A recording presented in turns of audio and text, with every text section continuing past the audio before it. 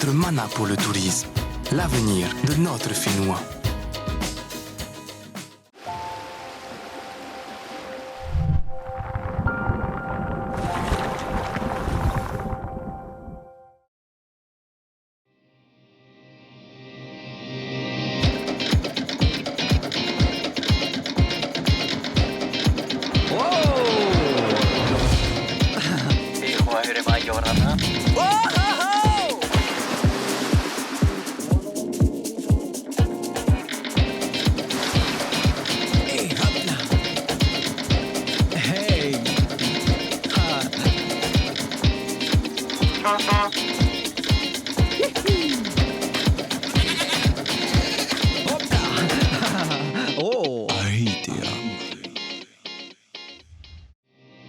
Yorana à toutes et à tous et bienvenue dans votre émission hebdomadaire Ahitea consacrée aux métiers et aux activités du tourisme.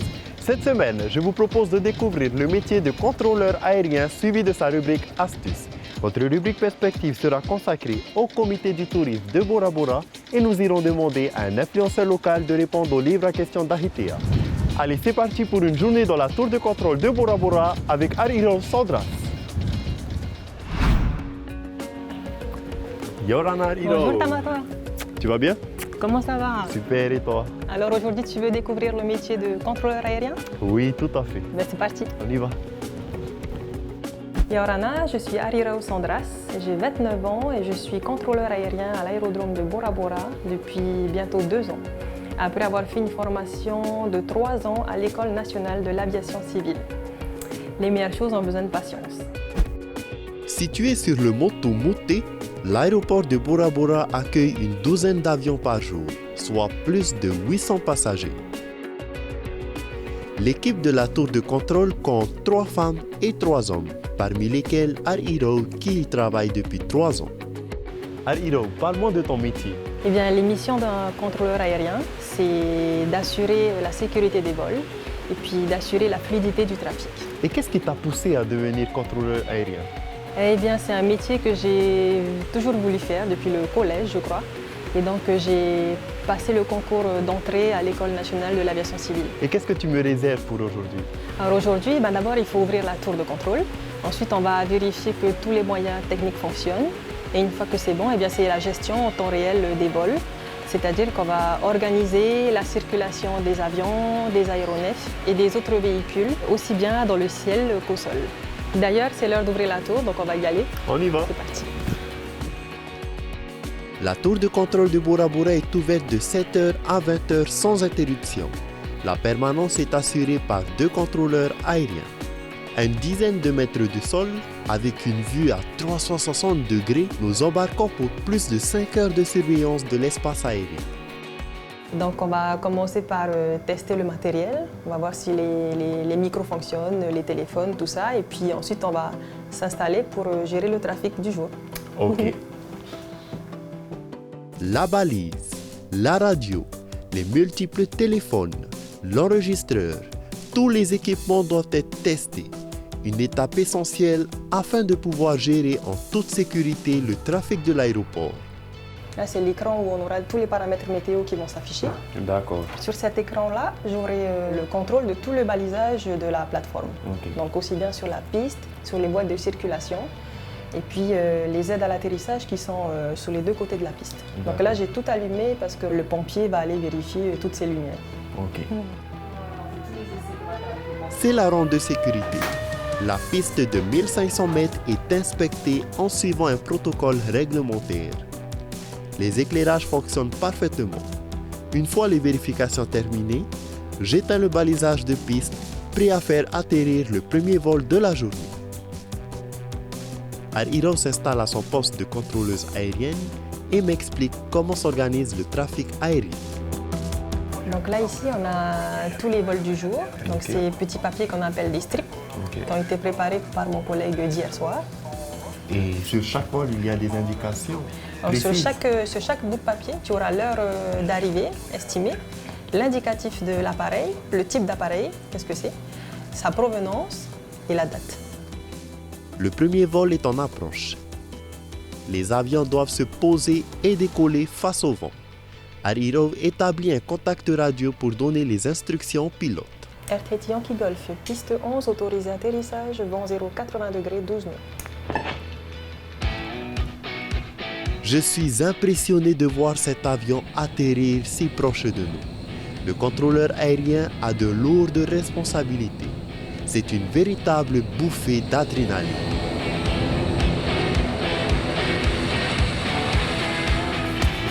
Tamato, tu peux noter l'heure d'arrivée sur le strip. Ok. 17h40. Le monde aéronautique utilise l'heure universelle, soit 7h40 en heure locale.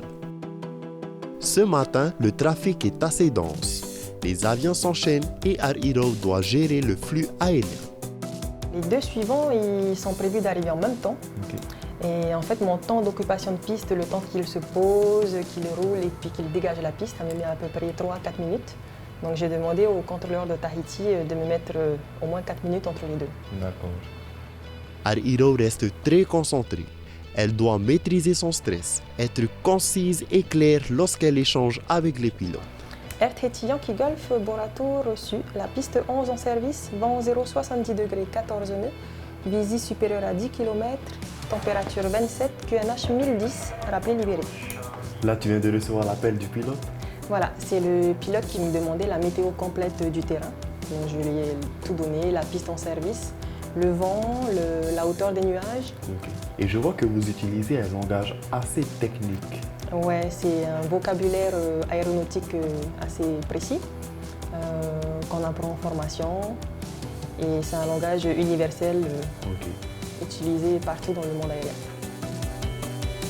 Je m'essaye à cette lourde tâche d'assister un vol au décollage après avoir reçu la procédure à effectuer par Air Europe. Air Tahiti 487, piste 11, autorisé décollage, vent 070, 13 nœuds. Très bien, parfait. Et quelle information on doit donner pour l'atterrissage? Le message, c'est à peu près pareil, sauf que tu vas dire autorisé atterrissage. Ok, donc on essaye. Allez. Air Tahiti 487, piste 11, autorisé atterrissage, vent 070, 13 nœuds. Ben parfait, voilà, ça y est, tu es prêt. En quelque Tu peux sorte. prendre ma place. L'aéroport de Bora Bora se classe au deuxième rang du trafic aérien en Polynésie française après Tahiti, qui compte plus d'une cinquantaine de contrôleurs aériens. En plus des vols locaux, Air Europe doit s'occuper des jets privés, hélicoptères et autres aéronefs qui atterrissent sur l'île. Il est l'heure pour moi de dresser le bilan de cette journée riche en émotions, en découvrant le métier de contrôleur aérien avec Air Europe. Alors Tamato, qu'est-ce que tu as pensé de ta première journée en tant que contrôleur aérien? Eh bien déjà, je suis épaté par ta capacité à maîtriser le langage universel aéronautique et surtout à être très active. De ce fait, quelles sont les qualités requises pour être contrôleur aérien? Comme tu as pu le voir, je dirais la première qualité, c'est la réactivité, puisque c'est une gestion du trafic en temps réel, avec des situations qui évoluent tout le temps. Je pense aussi avoir une bonne gestion du stress, parce que il faut répondre des fois vite, donner les bonnes réponses et puis on n'a pas le droit à l'erreur. Et enfin, une aptitude médicale assez stricte. On est testé tous les 2 ans sur notre acuité visuelle et sur l'audition. On peut dire aussi que tu es une actrice du tourisme. En tout cas, je constate qu'on a une hausse du trafic. Je pense que c'est lié à la hausse du nombre de touristes également. Alors, je te remercie de m'avoir accueilli dans ta jolie tour de contrôle. Avec plaisir, merci à toi pour ta visite. À bientôt. À bientôt. Retrouvez toutes les informations dans votre rubrique Astuces pour devenir contrôleur aérien. Pour devenir contrôleur aérien en Polynésie française, il vous faut parler anglais couramment, avoir un bon niveau en mathématiques et en physique. Avec un bac scientifique, on peut passer le concours TSEEAC, technicien supérieur des études et de l'exploitation de l'aviation civile à Tahiti. Il permet d'être contrôleur aérien d'un aérodrome. Pour être contrôleur aérien dans un aéroport de l'envergure de celui de Tahiti Fa'a, il faut suivre une classe préparatoire Maths Sup ou Maths P à l'UPF. Cela permet de se présenter au concours de l'ICNA, ingénieur du contrôle navigation aérienne. On peut ensuite intégrer l'École nationale de l'aviation civile, ENAC, de Toulouse pour une formation en alternance de 3 ans. Pour toute information complémentaire pour devenir contrôleur aérien, il faut vous rapprocher du service de l'aviation civile sur www.cac.pf ou par téléphone au 40 86 10 10 et de l'Université de la Polynésie française sur www.upf.pf ou par téléphone au 40 803 803. Maruru Ariro, ton métier est impressionnant. On reste sur l'île de Bora Bora pour votre rubrique Perspective consacrée au comité du tourisme de Bora Bora, Sereva. Bora Bora, la perle du Pacifique, continue d'accueillir plus de la moitié des touristes qui se rendent en Polynésie française. Pour le comité du tourisme de l'île, l'essentiel est que les visiteurs découvrent un site qui réponde à leurs attentes, que leurs rêves deviennent réalité.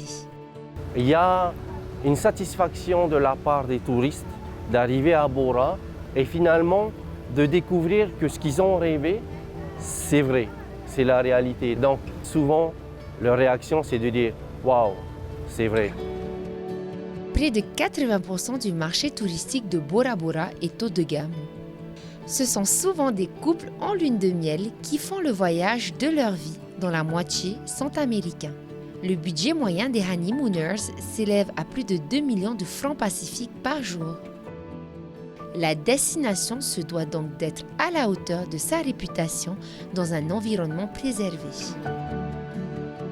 Le positionnement de Bora, c'est un positionnement haut de gamme avec un environnement haut de gamme aussi, préservé pour garder notre environnement le plus propre possible.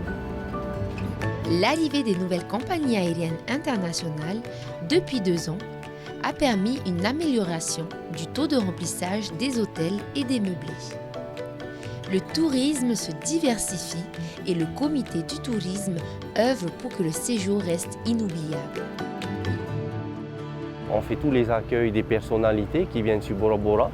On fait aussi l'accueil des paquebots, comme vous pouvez le voir aujourd'hui. On a un paquebot de 3000 personnes. Sur l'année, on est à peu près à 130 à 150 escales sur Bora.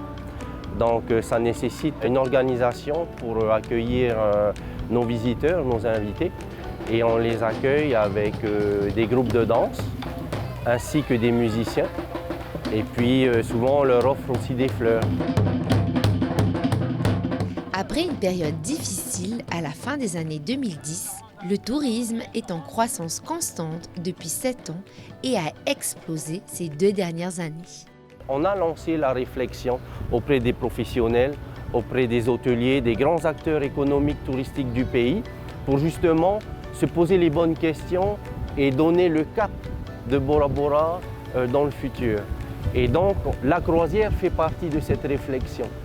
Il faut qu'on se positionne correctement sur le marché parce qu'on est basé sur une île avec beaucoup d'hôtels et il faut qu'on réfléchisse bien à ce tourisme de masse qui vient aujourd'hui sur Bora Bora. Est-il compatible avec l'hôtellerie terrestre? Est-il respectueux de l'environnement comme on souhaite le faire? Il faudra certainement trouver l'équilibre pour accueillir des visiteurs sur Bora, mais on va dire à taille raisonnable.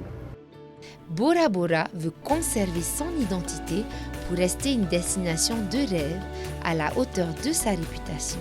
À la demande du maire Gaston Tong-Song, les paquebots seront moins nombreux dès 2022. Le comité du tourisme va continuer à œuvrer avec les professionnels et les institutionnels pour que la perle du Pacifique réponde aux attentes de ses visiteurs et leur laisse un souvenir inoubliable.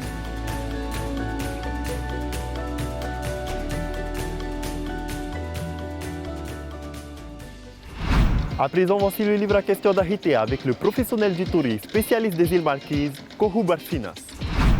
Bonjour, Kauhanui, je me présente Kohu Barsinas et je suis le cofondateur de la start-up Destination Marquise. Nous avons remporté le 3e prix en 2018 du concours du tourisme.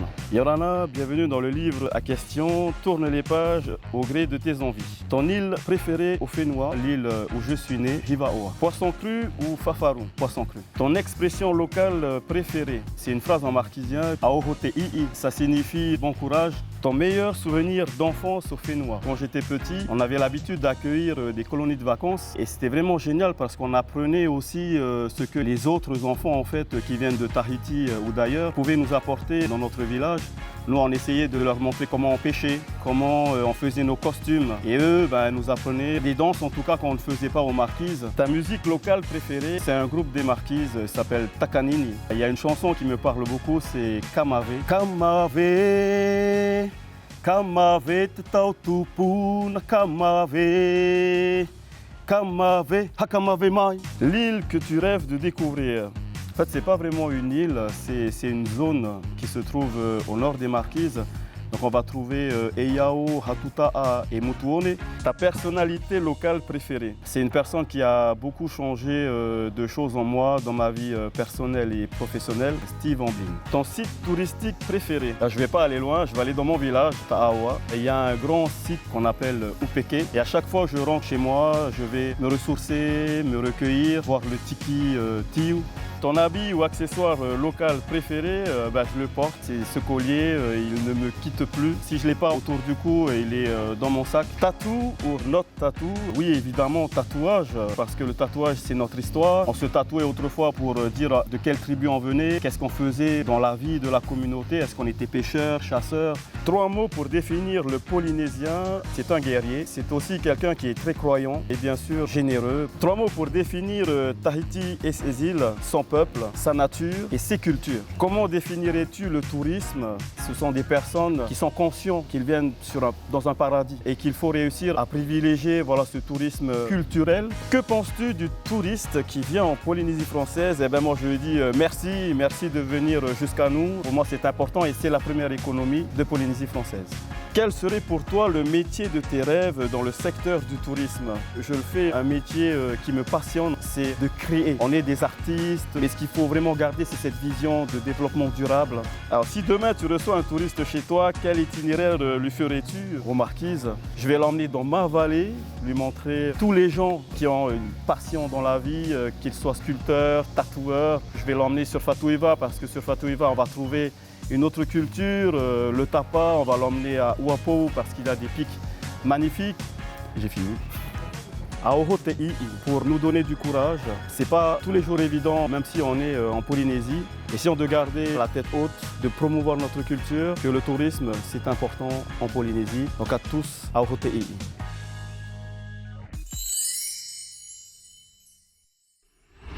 Temanghoa, notre rendez-vous sur les métiers et activités du tourisme est terminé pour aujourd'hui, mais l'aventure Ahitea continue sur les réseaux sociaux. On se voit la semaine prochaine. Parhei et Fareri Atato.